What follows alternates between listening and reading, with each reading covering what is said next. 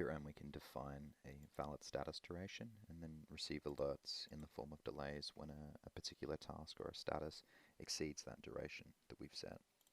So if we head up into Tools and go to Delays Display Options, we can basically set thresholds for when these events will trigger, when they'll pop up, and then what color they'll be associated with. So I've set my 0% threshold, which is right when the status goes over its valid duration, to show up as blue. Following that at 25% yellow, and then at 50% we get red. Basically this lets us rank how serious the status duration violation is and determine our action based on that. So we should see these statuses pop up in a moment and then automatically change color as the threshold changes as time ticks along.